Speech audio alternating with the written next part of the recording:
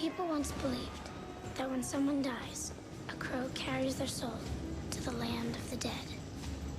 But sometimes, something so bad happens that a terrible sadness is carried with it, and the soul can't rest. Then sometimes, just sometimes, the crow can bring that soul back to put the wrong things right.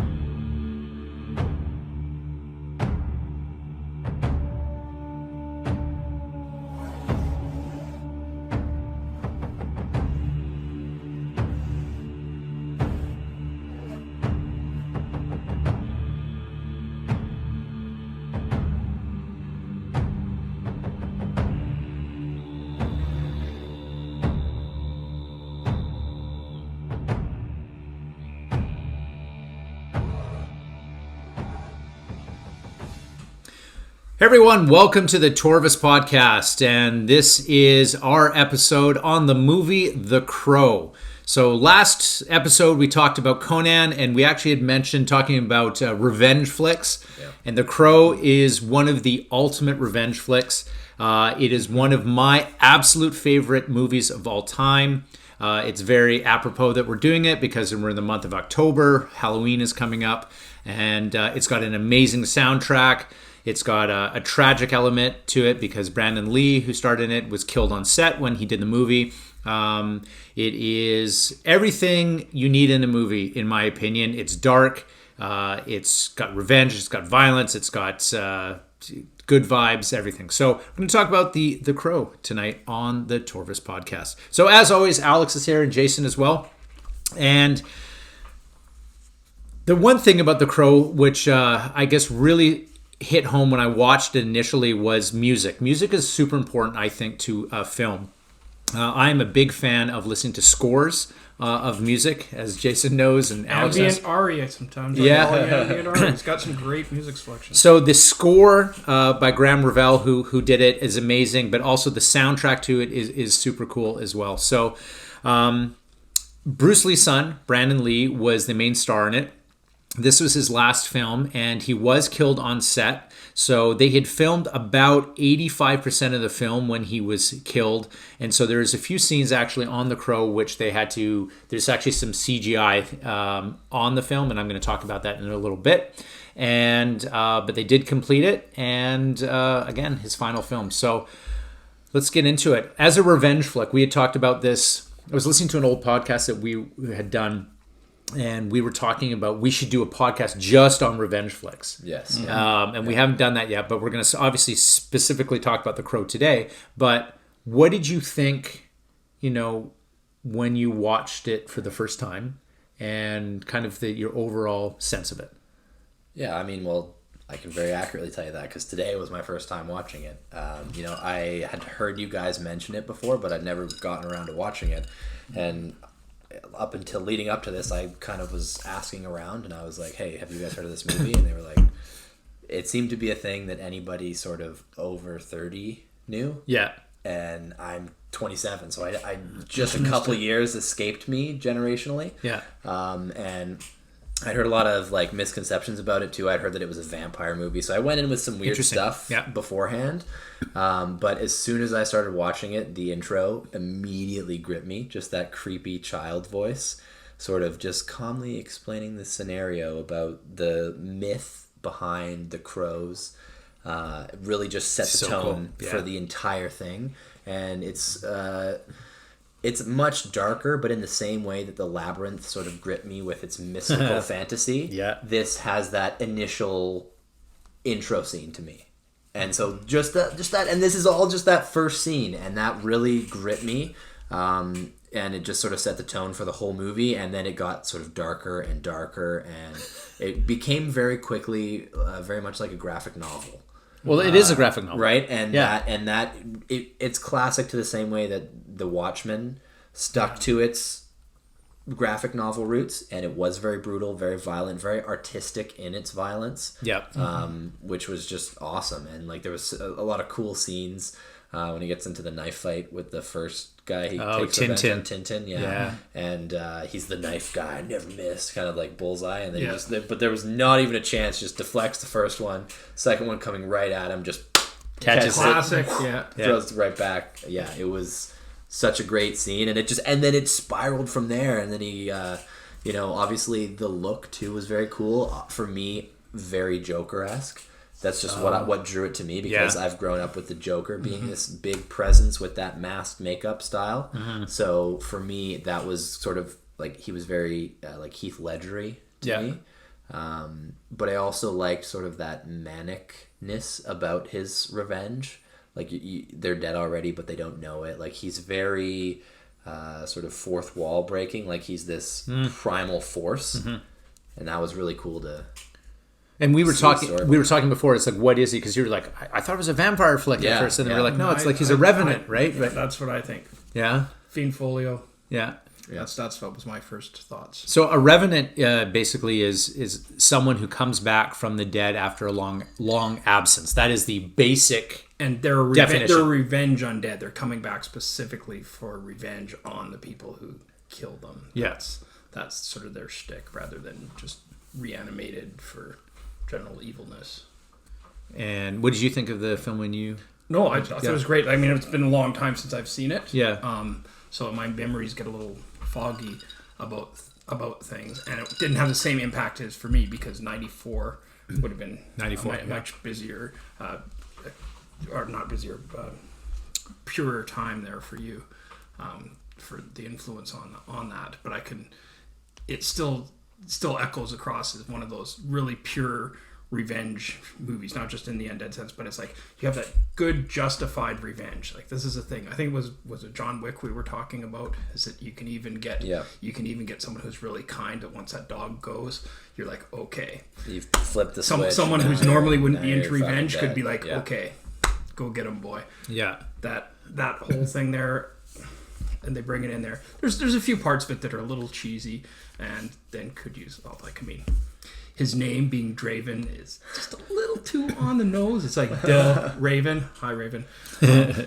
But it's just, that's a little bit too close. But no, it's got that darkness, but it's also a 90s thing. So it's that 90s where the 80s haven't completely gone away. So there's still a little bit of lightness and hope in the world. Yeah. So it's not a completely dark 90s. It's sort of the dark gray 90s rather than the completely black 90s. It hasn't quite gone in there. And some of the deaths and stuff, they're graphic, but they're not totally graphic, but they've gone back away from the 80s gore fest type of things that you would do, the slasher gore horror type of things, and they pulled it back, but they pulled it back further, and then in the later 90s things will go in a little bit closer, and it'll be graphic, but it'll be graphic artistically rather than just gore for gore's sake, like in the late mid 80s. So it's an interesting evolution in terms of films. It's a horror film, but it's not really a horror film, because the monster is the hero. Yes. So it's an interesting blend of things. There's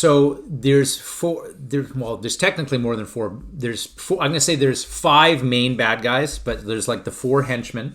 Yeah. And then there's the man, which he's called, right? Yeah. That's what he's called, the man. Mountain of cocaine, Scarface.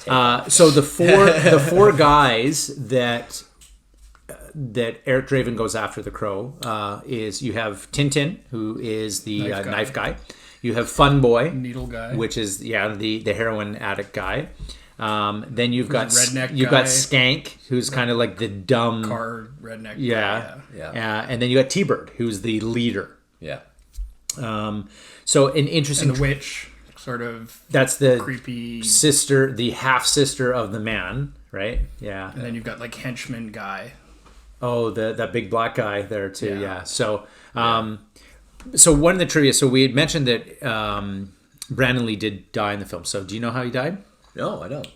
Okay. So what had happened is, during one of the scenes, a lot of guns in this film, of course, and they use something. They have obviously they're not using real bullets or anything like that. I would hope not. So what had happened was one of the weapons that they were using, they pack it with gunpowder, but they make sure there's nothing, there's no projectiles in it or anything just like that. Powder, yeah. So what had happened was there was a failing on look at one of the prop masters looking at the guns, and what happens, there was a piece of an object that got wedged in the barrel. So it was like a half shot. So it was a piece of plastic or something like that was in there. And then they put in the new rounds. And anyway, so it was it the boardroom scene? Is that where? I don't remember exactly where, but it was the actor who ended up wielding the gun was Fun Boy, and he pointed at Brandon Lee, and he ended up shooting. And so it would be above the bar, probably then. What do you mean? Fun Boy, that's a meat guy that got killed with the needles. The needles, so yeah. He went up with the mother of the little girl above the bar. Yes. So probably. So in that scene, then.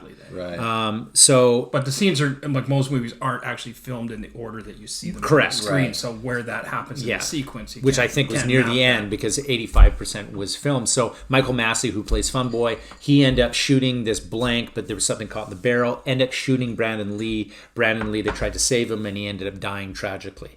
And so part of the trivia for this is Michael Massey, who did play the part, he actually stopped acting for a year after the movie, even though it was not his fault. He was so traumatized by it. Yeah. And then he actually died in 2016, but Michael Massey never watched The Crow. Because that he just is like, wow. Kidding. Yeah. And there's a curse. There's the Bruce Lee curse, which basically, if you've ever seen Curse of the Dragon, it talks about Bruce Lee and his son. So Bruce Lee obviously died tragically in 1973, and then there was basically a curse that they had said that his family would be cursed as well, and then Brandon Lee ended up dying as well in 1994, or 1993 technically. But pretty sad. But I think Jason's right. It is a dark film. Definitely. And the reason it speaks, I guess, to me is because it has that. But it's that right. What I'm saying for you is it's especially for you because of your age, and Vampire came out the same era. Yeah. You're that right.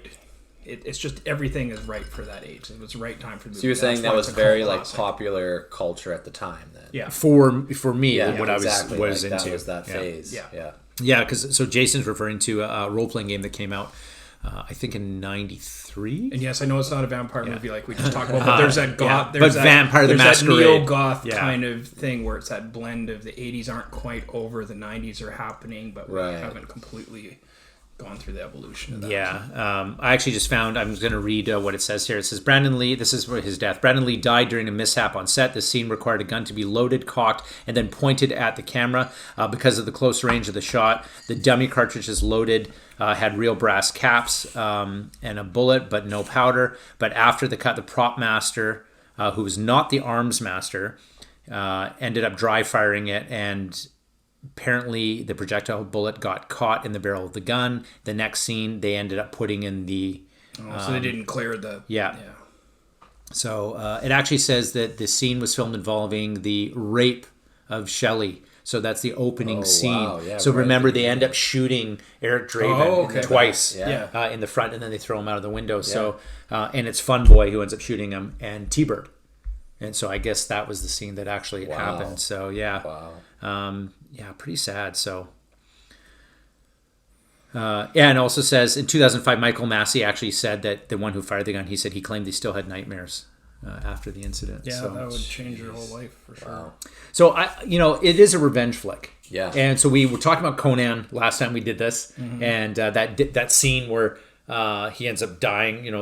The specters. Yeah, and he's looking at him as he's dying. Yeah, and so grab me revenge.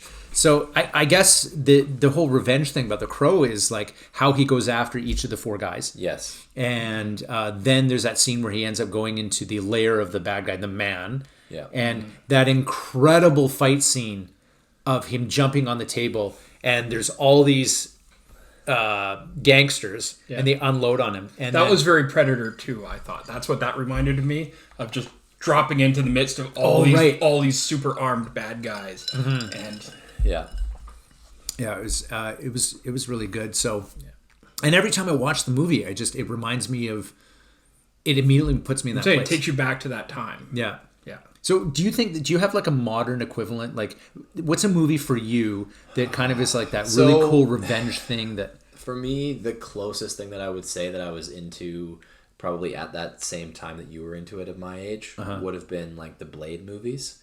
So it was probably like Blade 1 and 2. Yeah. But that's just sort of more playing off that neo-gothic anti-hero almost, right? Like brutal slayer. But, you know, obviously Blade was specifically the undead, but also humans that work for the undead, the whole thing, right? Yeah. So... And obviously it wasn't the same level of 80s content, right? Like that, I'm not going to find something that really compares. But to me, it's probably it made me think of most the Joker and just those types of villains. That's really sort of the connection that I make. Blade. How about you? Is there kind of like, you talked about mine, so is there something that when you watch a movie, it just gives you warm fuzzies? I have lots of movies. And is it weird that it's a revenge flick that gives us warm fuzzies? In terms of a revenge one, I don't know. There's so many movies that I have such nostalgia over. Yeah, I can't answer that right now. There's too many that would launch into it. Like, I guess obviously, like right now for me, the biggest like pop culture one revenge flick style is obviously John Wick. Right, so yeah, that to me, your yeah, like that's not really, even though at its core that is what it's about. To me, I was looking at the artistic aspects of the movie and sort of I was more attracted to the 80s gothic vibe that it presented as opposed to just its revenge flickness. Like that's what really drew me into the movie, and that's what I thought its really amazing qualities were. That sort of set it aside from the other revenge flicks. There's a cool thing about revenge flicks that The Crow doesn't, and also John Wick does it, and a lot of movies don't. But you know, you look at The Crow and he comes in, Eric Draven ends up killing people, like kills them with his hands, he kills them with a knife, he kills them with guns. Like you figure, he's a martial art guy, he won't touch a gun. Anything that's available to him is a murder weapon. He uses, and I'm like, really appreciate that. Yeah. And John Wick does the same. Yeah. It's really tiresome to see those films where it's just like, same thing. He takes the gun and he throws it out and it's like, you and me. Like, come on, right? Yeah. Like, do an Indiana Jones. I just said Indiana Jones. Yeah. One of the best movie minutes ever. So I think that's a great aspect of The Crow because he does use all these different weapons. Totally, yeah. Absolutely love it. And Brandon Lee actually said on set too that cocaine use was so rampant on the set. Really? Yeah, the entire cast, everyone. What? Yeah, so the entire cast was that cocaine real that guy was doing that? Who knows? But apparently, so according to Empire Magazine, cocaine was rampant on set, and Brandon Lee actually said that he made a joke that someone sneezed on set once, and then Brandon Lee says he's like, "Oh, someone just lost $50." Right? So it was crazy, and you can kind of see like even like everything about that film is like dark and wet. Yeah. And the backdrop, like when the crows Yeah, flying. it was super wet. That was one thing about it, that it was extra. Yeah. It was pretty raw. It's the textures of it. That's what I really liked. Yeah. Like there was no sun. I don't think there was, there's no like daylight really. Right. And that's why I was also, as I was watching, I was like waiting for the moment when it was going to be about vampires because you were told I was so confused. I'd already preconceived that connection, and then I was like, this is very strange. So it really had that gothic sort of Transylvanian aspect, but in a much more modern setting at the time, right? 80s version, right? Yeah. Yeah, and also those sets were very small, right? So apparently they did not have a budget for some of the car scenes. Oh, okay. So they ended up using miniatures. Yeah. I did not notice that. Yeah. Wow. So the kind of little things that in the film, right? I'll have to pay more attention next time. And you had mentioned that when we were doing the Big Trouble Little China episode of like how you miss stuff. Mm-hmm. And I had said that I had watched it 1,000 times, Big Trouble Little China, and then I'd seen something the first time when we all watched it together, and I'm like, why didn't I see that before? Yeah. It's because we usually focus the bodies with the Conan one hanging. Right. Yeah. Because we usually focus on the same stuff. Mm-hmm. And it's nice to actually kind of look at the different things. And The Crow is one of those movies that I can watch multiple times. John Wick is another one that I can Yes. watch. Conan Yeah. is another one. Yeah. TV shows like Star Trek, the original, like we mentioned this on the podcast. Yeah. I've watched it and I was like, why do you keep watching the same stuff? So they're so that's a fucking question. good. But Yeah. why? Like, And- what is and the part of it replay? too, like, what's the replay value? But again, part of it takes you back. Like, when did you first watch them? What are they about? What are the things that they're about speak to you? Right? There's things like that. So I think for you, largely, it's going to be that time. There's so many things that this Crow is a convergence of so many things in your life at that point. There, that I think a lot of those things, like just the music, the culture, Right. all that stuff, is really a good time there. What's a replay thing for you? Like, what do you find that you throw on? It's like, why am I watching? I have this? some things that are really, really serious. And really cheesy. Yeah, like what? Like, okay, one of the stupid, it's got nothing to do with The Crow, but there's this really cheesy B movie, Battle Beyond the Stars. And I've seen that thing, I don't know, 50 times. I don't even know why. It's in some ways it's not. It's a horrible, not that good. You lent me But- that DVD because I had never seen it, and then you're just like, you got to watch this, and I'm And like, it's like a Seven Samurai Yeah. knockoff remake in a really bad B movie way. But there's just something that when I'm in a bad mood, that somehow that thing just whatever. So I've got these different movies for different times. There's certain Star Trek episodes that'll get me to different.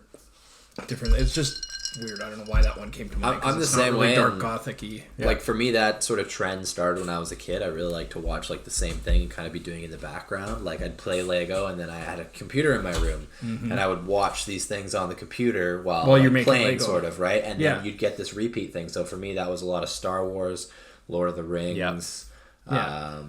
Indiana Jones, like a lot of trilogies, because I liked like to be able to watch hour-long movies in a series while I played, like things were going on sort of in the background.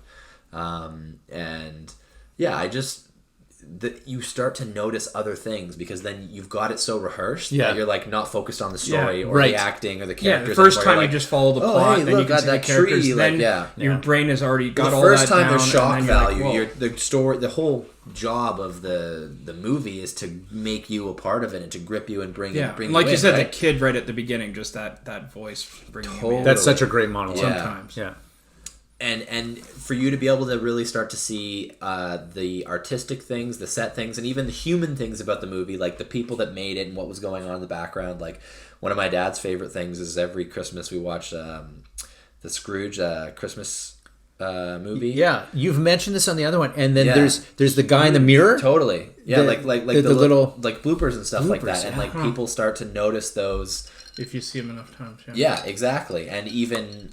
Like, that's obviously an outstanding one that most people, when they see the movie the second or first time, even, they're like, oh, look at that guy, right? Like, it's very out there. But there's other smaller, less noticeable flaws or details that something, that's the same set, or I've seen that before, or something like that, right?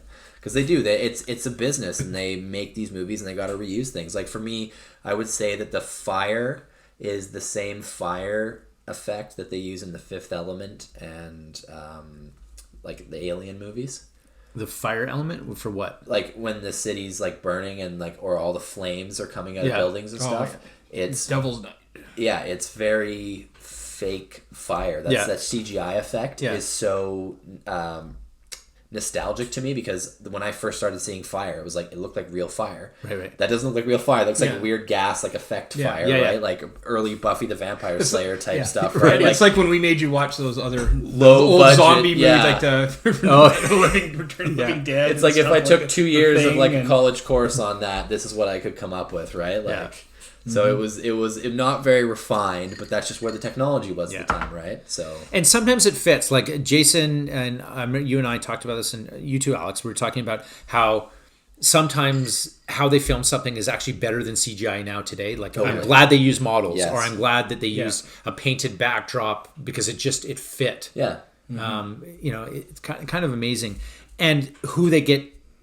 Like circumstance is a big thing in movies. So Brandon Lee obviously played Eric Draven. However, he was not the first person to be casted for it. There was 2 people who were offered, but they turned down. Who's that? Whoa. River Phoenix turned it down, and Christian Slater turned it down. So but they feel like it's the best decision that they ever made, considering the guy who did it got shot. Yeah, but I mean, would that have happened or whatever like that? But Brandon Lee was perfect for it because he had a morbid fascination with death. Actually, he owned a hearse. Really? Yeah, and he would drive around and visit graveyards and listen to the Doors music. Really? Yeah, like he was totally into. Wow. Yeah, so there's this kind of whole. So they must have put him in his own hearse then, not another one for his own funeral. I have no idea. Yeah, so I actually went to Seattle. I'm morbid enough that as soon as you say that, I'm like. Well, but in Seattle, so I visited. So Brandon Lee is buried next to his father, Bruce Lee, in Seattle, so in the graveyard down there. And I remember visiting I was there in '95, and. I was looking. So close. I was looking around for the graveyard, and I didn't know. I just knew the grave. Is there a raven on his tombstone? There is not. But I knew that there was a graveyard around, and I didn't know where it was. And so I remember wandering around, and then I kind of looked, and I saw the back of this tombstone, and I'm like, I think it is. I think it's Bruce Lee's. Like I just had this feeling, and I walked around, and it's Bruce Lee's. Wow. Tombstone. Yeah. And then next to him, Brandon Lee did not have his tombstone up yet. He just had a plot with a plaque. And it was his son's buried right next to him. So, yeah, it's pretty cool, though. So, apparently you have some notes, I see, sir. Well, I just try to remind myself my memory is not what it used to be. So. Oh, okay. I like I can't imagine that T-Bone actor, like the guy who shot him. Oh, Fun Boy? Yeah, Fun Boy. Sorry, yeah, Fun Boy. Yeah, how he must have felt given the subject of the film, the revenge. Like, this guy's going to come back a year later on next Halloween and murder you. Like, that's he obviously not having watched the movie knew what the story was. Like, he's the actor. He read the script. Like, he knows what it was about. What was, he's a pretty main role. Mm-hmm. So just that added level of eeriness about the film. That's crazy. It's cool when these things have their own, like, spooky movies have their own spooky backstory, right? Some spooky. So I was going to ask you about the comic before I forget. Yeah. So did the comic come before the movie or after the movie? So the movie is based on the comic. Yeah. Okay. So that's when the era of graphic novels was becoming a thing, because before graphic novels wasn't really a thing. They were just comics. They didn't get done the same way. So 90s was where graphic novels became. That's what I'm saying. Is this convergence of different things? This is the era where graphic novels became a thing. What I remember of graphic novels, and it's a really important thing in geek culture. I don't know if you were you into ever the graphic novel thing? Oh yeah. Okay. Yeah. I love The Watchmen. And fantastic. Vendetta. Yeah. Great. Another one. Yeah. Sandman. Another one. Neil Gaiman. Really good. The Crow is really good. The first graphic novel that I ever read was The Death of Captain Marvel, which was monumental in shaping me as a kid. And I think it was I'm going to say 88 maybe it came out, or maybe a little bit before. It was pretty remarkable. Usually we just get the comics. I don't know. Tom, So, but that's one of those really cool things. But the graphic novels, a lot of those movies waited until film caught up to what they could do. Watchmen is a prime example. Yeah, they needed to make Dr. Manhattan properly. They couldn't do it. Yeah. They didn't have the technology. And 300, that's another one that's they couldn't make 300 because they didn't have the technology yet until, Yeah, and just to really, again, 300 is such a fantastic example because of the way the film was edited and even the film style. And that's very comic book, those freeze-framey things. We're talking about Sin City is another fantastic one where the style, and Kill Bill, they're so artistically done that it changes the movie because of the medium that it was taken from.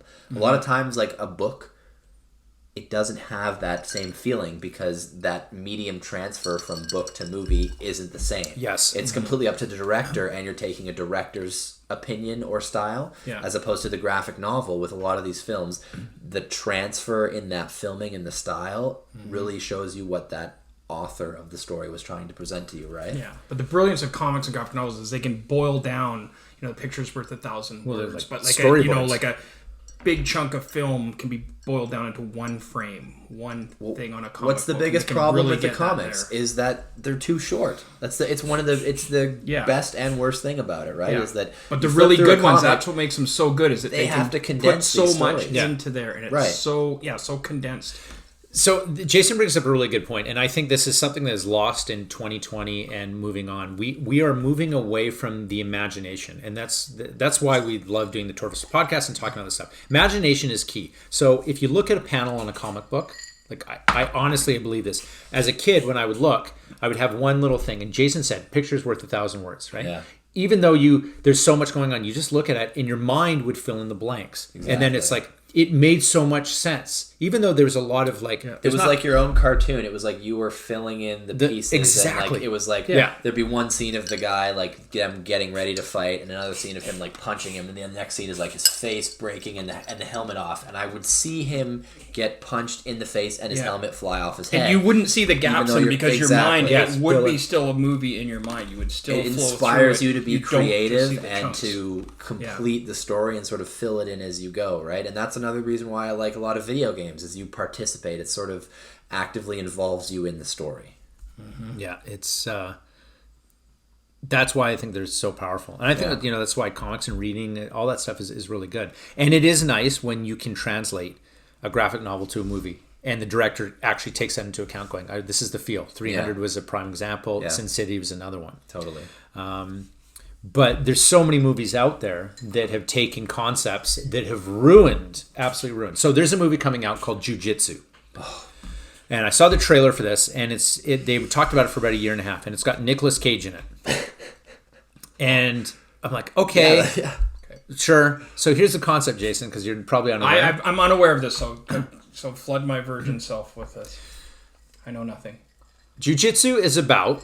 Every 6 years, a portal opens from another dimension and an alien visits Earth and challenges the Earth warrior to combat every 6 years. So Earth has to pick the best. So they decide to pick jiu-jitsu fighters as the ones that are going to fight the aliens.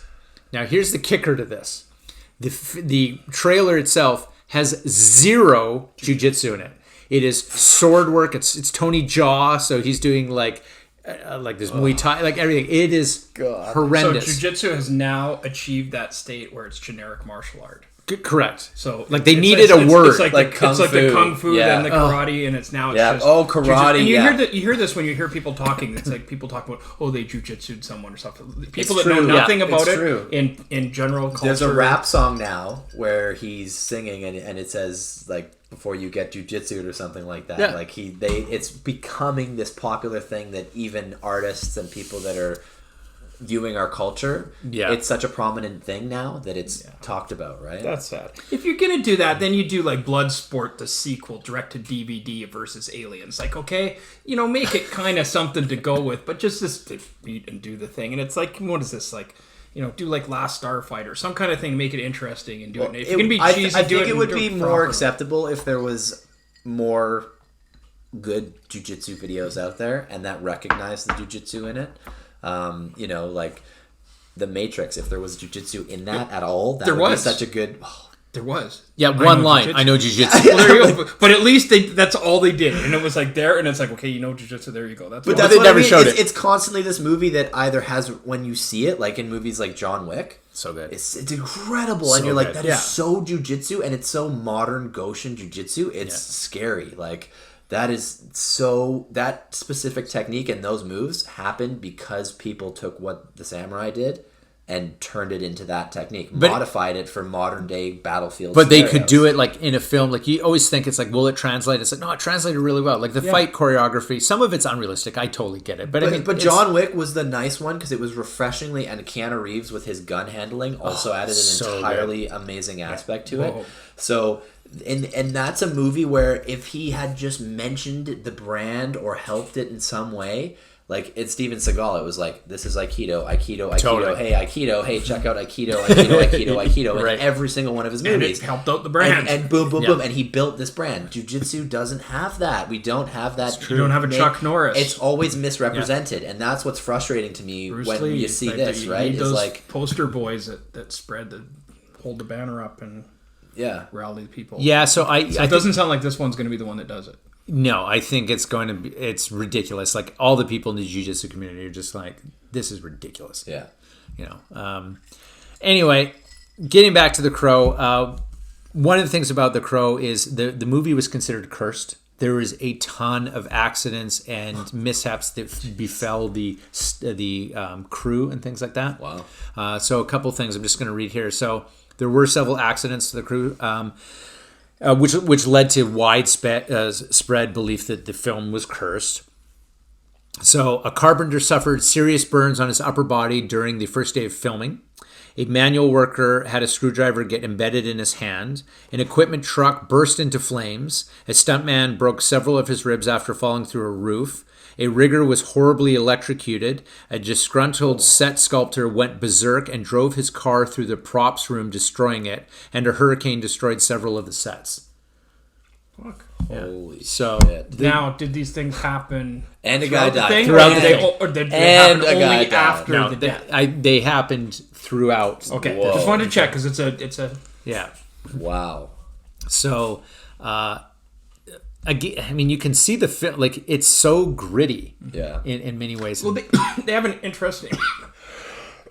Sorry, they have an interesting blend of it where it's just gritty and low kind of thing, where they've got like the grungy kind of apartments and scenes, and they have a kind of cartoonish thing, like when you see it's kind of like some of the Batman things, and then what's that guy that does the cartoons that are like super over the top? It's hyperbole or it's exaggerated. It's exaggerated. Yeah, just like the way that the place that they live in, just the shape of that building, it's so wonderful. It's like it's over the top, but not too far over. They don't go so far. What about the man? That seems to be like, to me. What about him? It's a little bit too far over the top, like. As a villain type guy, like just that mountain of cocaine. Yeah, like, that's not a mountain. Scarface laughs at your mountain of cocaine. Still, it was just like he's this like criminal boss guy, but all he's doing all day long is just like his superpower must be like surviving all that cocaine. He did like one line. It's just like no, he did like 4 while he was like having a conversation. He's hard. But he was very cool because when he ended up killing Gideon, the pawn shop owner, right? Yeah. It's like, so this crow guy let you live, right? And then he ends up taking the sword and shoving it into his neck. Yeah. And Gideon's dying there going, It's such an awesome line where he looks at his henchman and he goes, "Oh, for fuck's sake, will you die already? Yeah. So give me your gun." And he shoots him. And there's no, like, he just die, right? Yeah. I'm like, yeah, that's a cold motherfucker. Yeah, so, He has a really great voice, and I'm not good with faces, but I'm telling you, I know his voice from somewhere. Yeah, we need to look him up. What's really cool is it's sort of like that character is sort of such a hothead that he's taking instant revenge on people. He's just if you've offended him, you're dead. Right? He's such a revenge person, even though you don't have to have truly wronged him. He just perceives that you've wronged him and then you're dead. Yeah. And the man, actually, he's referred to as Top Dollar.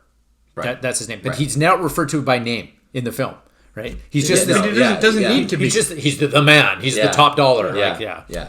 Yeah, very cool. But it was a very creepy. What made that really work was a creepy couple with the witch sister, whatever thing that really made it work. And I think the whole thing with they had some good literary things in there where they had like the eyes and they were burning the eye and the her eyes are so pretty, and the eyes are the eyes are the power. And if you take their eyes, you take their power. And so that's what he wanted to do, was take the power from the crow. And then I can skip ahead to this part, right? Go ahead. Yeah. Okay. So what I thought, to me, like one of the more brilliant parts of the whole thing was, okay, the crow guy is like pretty much invincible, rain, hail of bullets, no problem, haha, I regenerate really fucking super fast. And you're like, okay, well, fuck, this guy's all Mary Suing shit and nothing's going to happen to him. But the trick to having monsters, I think we've brought this up before, is what makes a monster interesting is having vulnerabilities. We probably talked about this with the vampires.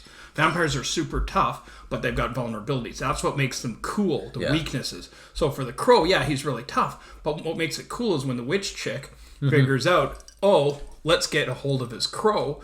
We take his crow, and then we're going to take his power. So familiar. But then it's actually got extra literary brilliance where she wants to take the crow to take the power from him, which does make him vulnerable. But the crow turns the thing back on, not the crow, the character of the crow, but the actual raven crow bird thing turns it back on him. And how does the bird take the power back? Takes her fucking eyes. So it turns her whole thing back in there. So that I thought was really great. That it was like eyes, power, we'll take this guy's power, we'll take these people's eyes, I'll take the crow to take his power. But then how do you get it back? You take her eyes and take your own power back. I'm pretty sure that's one of the things that you have to watch the movie multiple times for, because holy fucking shit. Like I did not think about that at all. Right. I was like, whoa, that's one. But you've only watched it once. Yeah, totally. But I'm saying that's the thing, is like you can watch these things, and this is what makes it good. You're wondering why you watch movies over and over again. again. Because you watch it with the first one, okay, that's entertaining, it's got a good plot. But I didn't even think, I didn't think back to that scene. Yeah. And I want to see, like, okay, what are they trying to do with this? What are they constructing? Where's the beginning, end, and middle of the story? What are they doing here? Where is it going? Is there some little cool thing? How does the magic system work? Yeah. That's the kind of stuff that interests me. So they've wanted to remake The Crow for many years, and there were some sequels to The Crow which were not very good. There was a TV show to The Crow, not very good. And then in 2017/18, the script was floating around Hollywood again, and Jason Momoa, who plays Aquaman, and numerous other, obviously, other movies as well. Drago from Game of Thrones. Yeah. He was slated to play Eric Draven in the remake. Now, the Barbarian guy was... Yeah, so he's actually a really good actor. He's great. And I'm like, he's an awesome guy. Yeah. If you're gonna remake it, I was like, that's good. And this is why I really respect what he did. He read the script and he found out that they wanted to absolutely butcher the story of The Crow and how they want to really make it Hollywood and to do all the stuff to it. And Jason Momoa actually turned down the role and he left it. He's like, they're completely fucking it up. I'm not going to do it. And he publicly stated that? He did. Yeah. And he's like, they ruin it. I was really excited to do it. Because he wanted to do The Crow, not this abomination. That's nice. No, like somebody's like, here, I'll drive a truckload of money up to your house and we'll fucking do this thing, man. Let's get her done. And like pounding it out like we're just going to, this is going to be a money-making thing, not telling a story, right? All right, I respect him a lot more. No way. Yeah. Oh, he's really funny. He does a lot of stuff on like late night shows and stuff, and he does on like Jimmy Kimmel, and he does. So he needs to be on Hot Ones then. Oh, he'd be great. He'd be so good. Yeah, Jason Momoa. Hot Ones. We want you on Hot Ones. But he's. We'll go on Hot Ones too, by the way. He's one of those guys that gets involved, right, and interacts with the fans and just the people on another level, right, and I think that's important in entertainers. Yeah. Sure. So I really like that. And, they do remake too many movies, and The Crow is one of them. Like, it's like, oh, God, really? You're going to touch it? You shouldn't touch it. But they probably will. It probably will get made by somebody. I could see it being done really well, especially if they're, like I said, if I haven't seen the graphic novel, but if there's a particular art or theme that they could copy a bit and use some sort of, the same way that they did Sin City or something like that, and give it a bit of a artistic layer. Yeah. So that would be cool, I think. I also think one of the reasons, some mythologists actually look at Eric Draven to be an avatar of Odin, right? And if you think about it, the wise Norse god, the ravens, the two crows he had, who kept him informed. So they kind of draw a parallel to the Viking thing. So I kind of really appreciate that. Yeah, we had that Beastmaster thing going on with the crow through the eyes and stuff when we talked about the sword and sorcery movies. That was really cool, having an animal connection there where you've got like that. Well, and there's very much a sense of like this omniscient, unstoppable force of revenge behind it. He's like, they're dead, they just don't know it already. Like, this is an inevitable force that's happening right now. Or the good line with the cop with the gun. Free, don't move. That one. Yeah. Don't move. You're dead, and then I'm dead, and I move. That's a good construction of the reversal. With the things. Now, another thing before I forget is in terms of good superpower things. Like he's an interesting character because it's not just a stock vampire thing thrown. He's not a vampire at all. Yes, I know, but I'm just saying that he's got some cool power. So when he's with the cop in the cop's apartment or something? Yeah. And he goes and he takes the memories from the cop, so he finds out what happened. That was really cool. Yeah. But then the second thing that he does is for the arch-villain guy, he gives him the memories of the pain of his girlfriend. Oh, all at once. So he can receive and transmit memories. So this could have been a really interesting character. True. I didn't see any of the sequels or if there was more graphic novels and stuff. If there's something that went on, it's a character you could do a lot with. It's like, I could roleplay this guy. Especially if there was like, it's just one force that happens one at a time in this freak scenario. This revenge being just jumps from violent death. And it was really good to do it for the year. You had to wait the year. It wasn't like, okay, good, you killed me. I get up and I go after you. No, it was better that it waits and it comes in on the anniversary.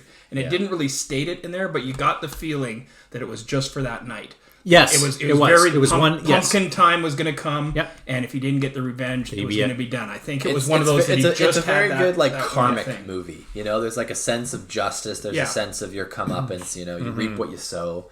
That's the the field. Mm-hmm. And it was cool because Eric Draven in the film, he actually ends up reciting the Raven, Edgar Allan Poe in there. Edgar Allan Poe. Yeah. So he ends Great up, poem if you've never heard it. While I nodded, nearly napping, suddenly there was a tapping as someone gently rapping on my chamber door. So he does say that in the film. Did they not do that when they were at the pawn shop? Yeah. He was knocking on the guy's door. And I liked the character's sort of sense of mania. I liked the unpredictability. It wasn't just like he walked up and touched people and they fell over dead, and he was this force of just, or it wasn't just over the top gore. There was a whimsical sense. Yeah, there was this sense of sort of he was like a cat, this merciless, fucked up creature that will like bat a bird around for 4 hours before eating it, right? But they didn't give, like Eric Draven in the film, he wasn't given a rule book of what his powers were. Like he had to he comes out of the grave and it's like, one minute, figure it out. I remember like he jumps and cuts his fingers and says, okay, I can heal. I guess that will work. Here's the question. Is the Eric Dravis that comes out of the grave the same Eric Dravis that went into the grave, or is he only part of himself, or parts of himself?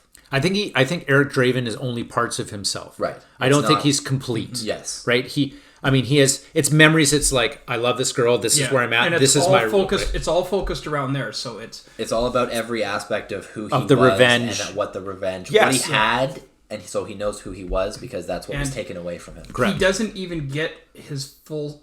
He doesn't even really get his full self back until he realizes what's going on. And you mentioned the cat. Now, one of the interesting things is the cat. At first, he goes because he recognizes the cat, but the cat doesn't want anything to do with him. Yeah. But then, after he realizes he learns more about his past and becomes more like himself. Then the cat recognizes him. So you want to talk about when he's him. When he comes out of the grave, he's not him. But as he goes on, he regains parts of him. Right. When he's going through all the different completing the stuff. revenge and taking like experiencing it again, right? Yeah. Even though the cat isn't done right because it's too well groomed and stuff to be hanging out there, but that's a side. That's a side little thing. Yeah. But the cool thing about the cat was that's how you tell when he really gets his own self back. Yeah. If you look back at that scene, and you'll see that's where there's a shift where the thing out of the grave meets back with. But he ends up picking up the cat, and the cat, he gets that memory flashback of the whole rape and everything, right? But only the second time with the cat. The first time with the cat, right? Because the first time he picks up the cat and he has that reaction to him, it's because he is that very vengeful force that just brought him back.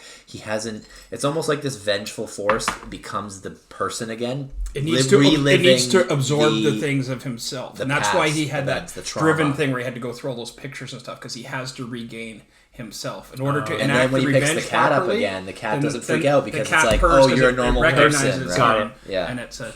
Or maybe it's because Eric ends up getting all the memories that he needs, and then once that happens, it's like then he reaches a threshold of being himself, and the cat recognizes that, and he only gets the memories by enacting the revenge. Okay, so here's the question: what are Eric Draven's special powers? Is he a superhero? Maybe. He's a revenant? Maybe. So we know resistance to harm, regeneration, memory, input and output, transfer. Like he's obviously like some. It's like limited telekinesis or telekinetics. What is sorry, limited telekinetics, telepathy. Yeah. Woo. Limited. He's not moving stuff this way. Yeah. That's what I mean. That's what I do. But instead of being like he can like read people's minds, and then he can transport that. If he touches them, it's just visual. Yes. It's got that Beastmaster thing with the crow in the eyes. Yeah, so there's that. I mean, he's obviously impervious to things, as you said. Incredible reflexes, like when he catches that knife flying at him, that takes superhuman timing and a little bit of speed too. He's very fast. Yeah, it's pretty cool. Because also when his first interaction with the police officer, Officer Albright, when he says like I'm dead and I'm moving. Yeah.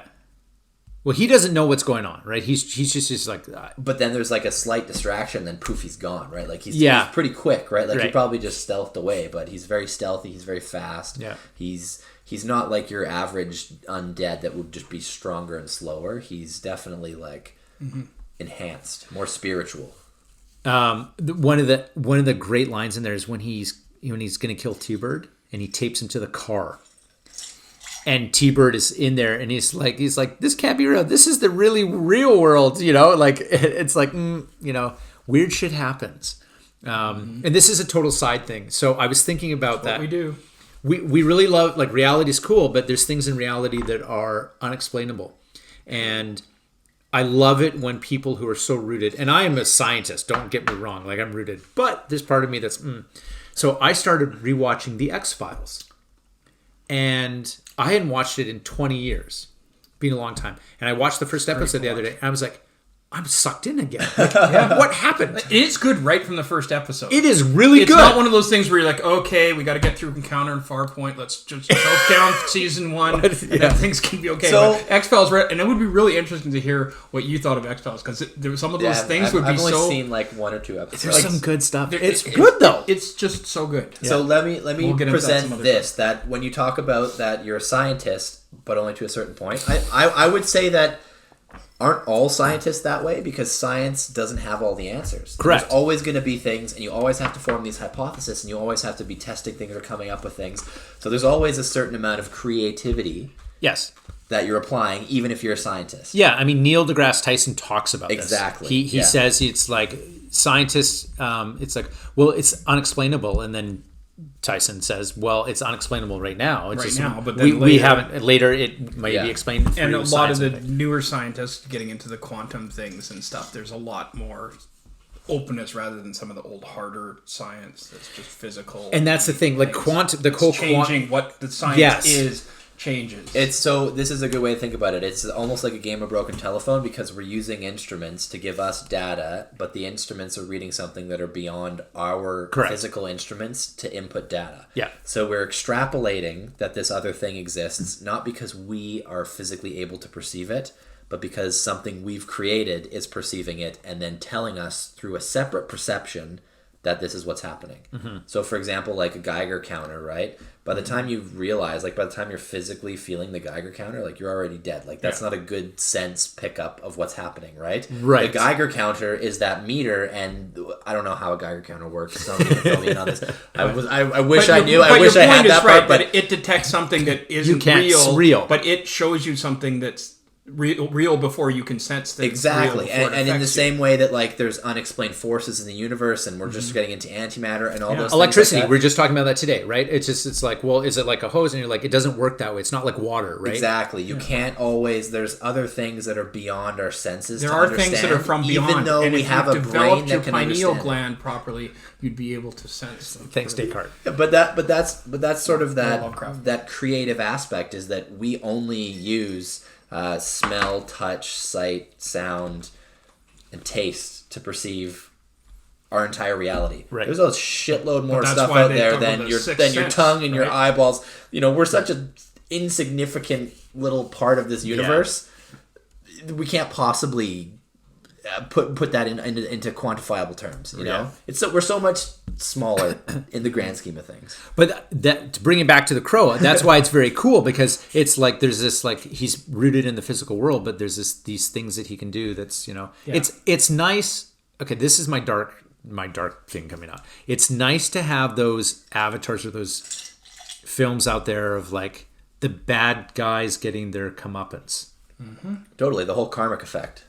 Yeah, because there's so much injustice in the world, right? Why do bad things happen to good people? Again, this is based off of bad things happen to bad people instead. Graphic novel, which is based off of a comic, which is one of the best things about comics, is bad guys getting the shit kicked out of them by superheroes. Yes. They do bad things, and the superheroes enact revenge. That's pretty much what it is. They're all vigilantes. That's just people doing revenge, but it just happens to have a positive turn. But here's the funny thing: when you look at the comics, and that's like that's the thing that typically goes on. Bad guys do something, superheroes come in, kick the ass, move on to the next conflict, it happens again. Yeah. Could you imagine if you told a Batman story from the point of the guy that Batman just fucking hospitalized forever because he like showed up to Penguin's crazy fucking scheme because he like went on Craigslist and answered this ad or something? Like, where the fuck are the bad guys getting all these guys? They're not like a group of bad guys. Like, some of these guys live in their mom's fucking basement and they just came to like make $50 because somebody fucking put an ad on Craigslist. I don't know what the fuck the Penguin does. Batman rolls in and just fucking I'm not gonna kill you, but like there's no fucking way that guy's gonna like ever be the same again. Like, he's breathing through a straw for 6 months in America. He's getting soul crushing debt. You know, like, this is like the aftermath of Batman. Like, and like maybe that's one of the guys. The other guys were all shit hard criminals, but sometimes there's a different side to superheroes. Exactly. So you should watch. There's a new TV series called The Boys. The Boys. Yes. It's got some really good things that do some stuff with that, like the one guy's girlfriend. But anyway, that's a whole other thing. We can go down that. But so that's the thing. Like, we're talking about the comics, we're talking about The Boys, and we're talking about film, and all these like, oh, good, the bad guys are getting their comeuppance, right? Yeah, and that's what The Crow does so well, is it shows that. Yeah, but let's like move that to reality. I think that's why people like revenge films, because then they look at reality and they see all these injustices. They see all these things they can't do anything. That they can't do anything powerless about. That's that doesn't happen. Right, and then there's like who are the Eric Dravens out there? Whoever the anti-hero is. We don't have that because there's these parameters that we put in the real world. Yeah. Right? And then there's commentary by like, that's not moral, you can't do it. And vigilantism, that's not good. And so we have to live vicariously through these films and these other things. Yeah. I wish there was a guy like that. Yeah. But the danger is because they're fallible. What happens if they kill an innocent, right? Well, there was that real life superhero guy. You guys remember him? In Seattle? Yeah. Yeah. And what happened with him? Oh, I remember hearing about it because before. Of legal things, and he was like shot twice and stabbed like 7 times. Yeah. Like he was like, "This is fucking impossible." Like you can. What's it called? The Phoenix? I think it was the Phoenix. Yeah. It's like there's no fucking way you can do this. Like, and he had a couple of like. The problem is like there's not enough reliable people that want to do this, so you're gonna get some pretty strange people coming in trying to do things. You ever seen the movie Kick-Ass? I was just It's like sometimes you get Hit Girl and Big Daddy or whatever his name was there, but you end up with like a lot of fucking weird dudes like Red Mist at the start, right? Like there's some rich fucking guys and like my dad got me a car with some lights on it, and now I'm a superhero. Right? Like, yeah, and it's like The Watchmen too, like. The Watchmen is great because a lot of there's like just normal guys. I got money. But also then you get Rickshaw like or somebody where it's just like, yeah, no shit, a guy with nothing to fucking lose, and like there's weird dudes. Rickshaw? Rorschach. Oh, Rorschach. Rorschach is great. Yeah. Like, what a fucked up character born out of this, like, and he's not even a vengeful spirit. He's just a human being that was created out of this like cesspool existence of life. His mom was like a hooker, and it was just, it was awful. And his disguise is himself because he was nothing to the world. Yeah. He just walks around as this bum, and that's who he actually is, and that's his alter ego, his disguise. Yeah. Because he lives as the anti-hero, right?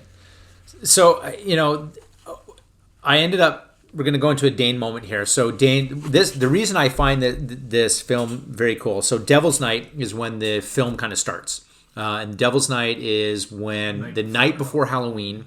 And that's when all the criminals would set the city on fire. It actually started in Detroit, and that's where the film was. So Devil's Night is actually a real thing. Oh, okay.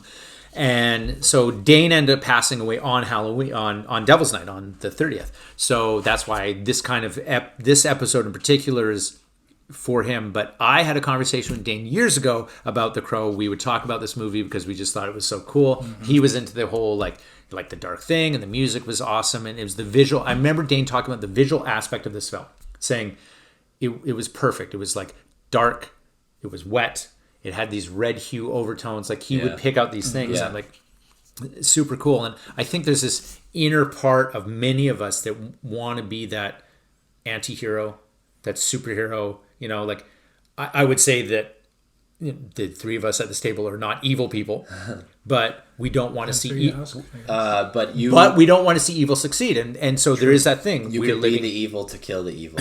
You could do that. You could sort of bend the rules because there's no way to win if you play by the rules. Yeah.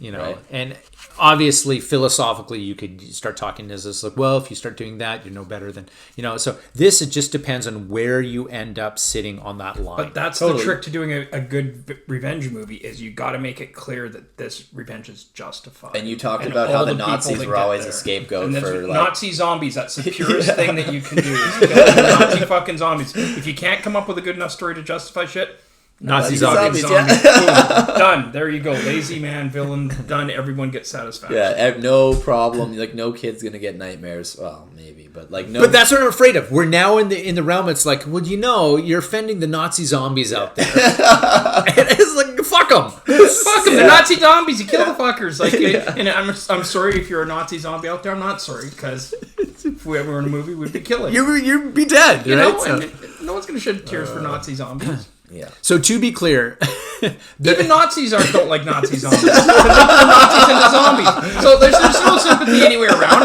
And if there's zombies, they're not going to have sympathy for Nazis. So I just don't see Nazi zombies having anybody on their side except other Nazi zombies. It's not going to happen. Well, but zombies are just zombies, so they just happen to be wearing uniforms. So they're not actually Nazi zombies. No, but they're going to hate... There's zombies, but it's still going to hate Nazis. And then the Nazis are going to hate...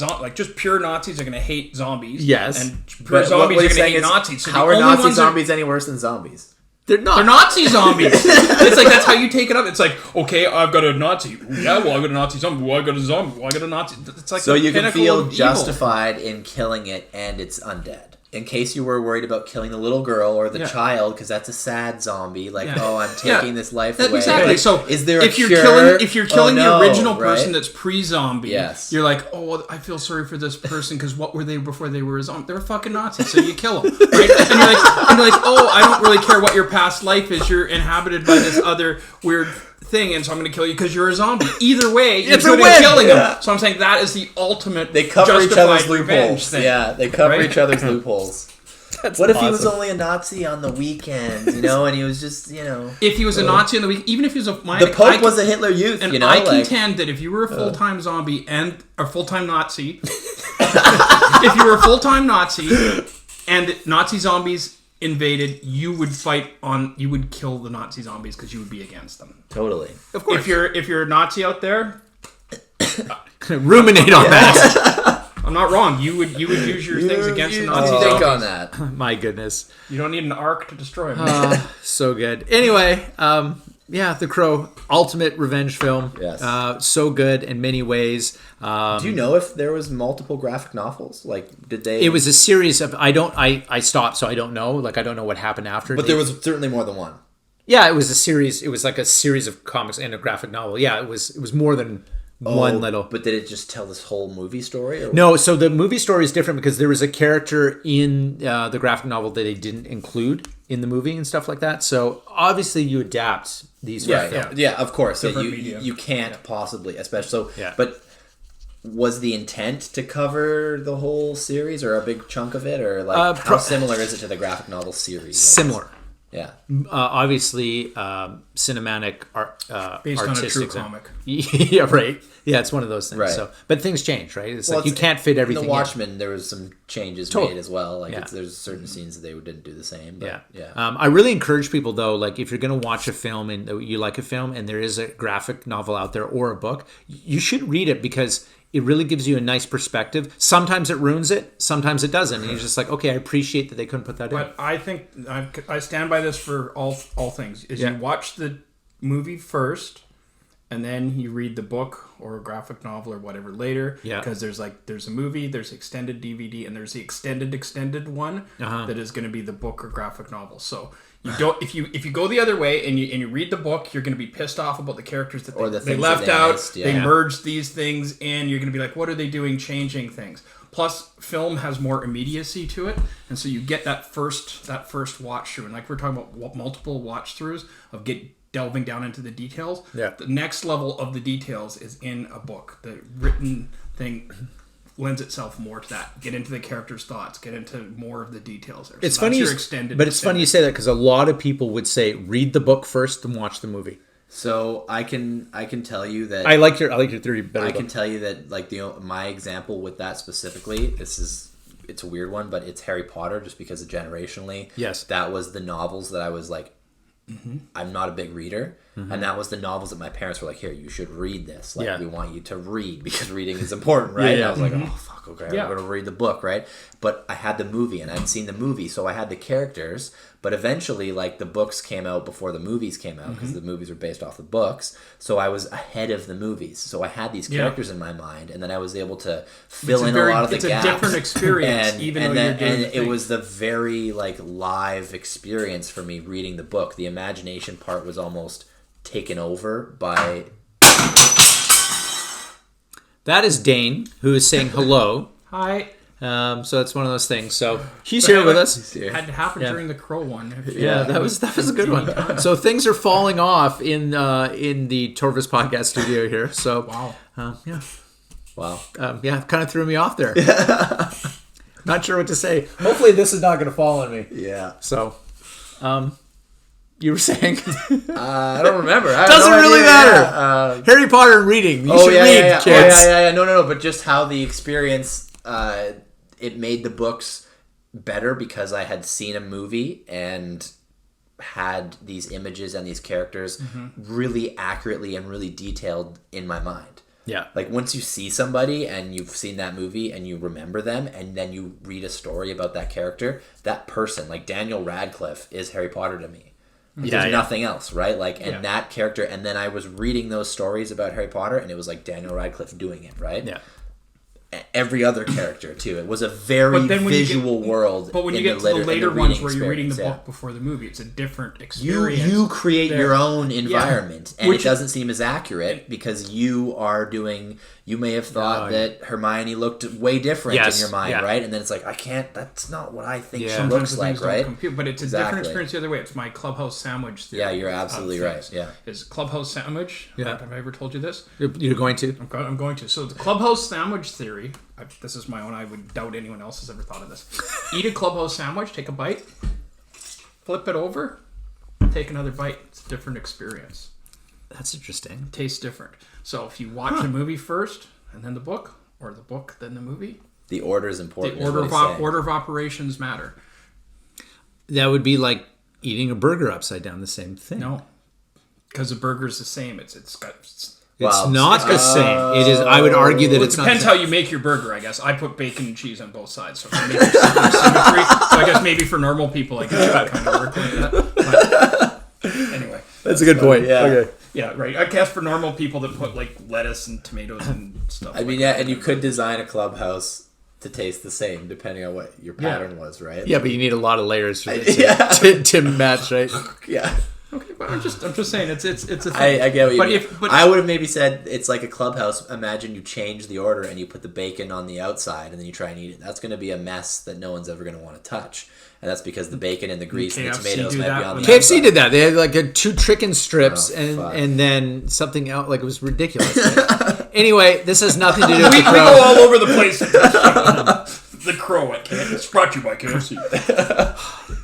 This has been the Torvus Podcast. We have been talking about the Crow and everything else. We have been haunted by Dane. We really appreciate him dropping in on the October 30th episode here. And we talked about clubhouses, Nazi zombies, philosophy, revenge, and graphic novels. Did we miss anything? I'm sure we can come up with some more stuff next time. Well, if you want a smorgasbord of stuff, just tune in. We'll bring it to you. You never know what you're going to get, and you can't always judge by the title. Monsters, mayhem, martial arts, motivation, 80s flicks, geeks, Vikings, you name it. That's the Torvus Podcast. Until next time, everyone, we really appreciate, and as we always say in the Torvus Podcast, keep on geeking on.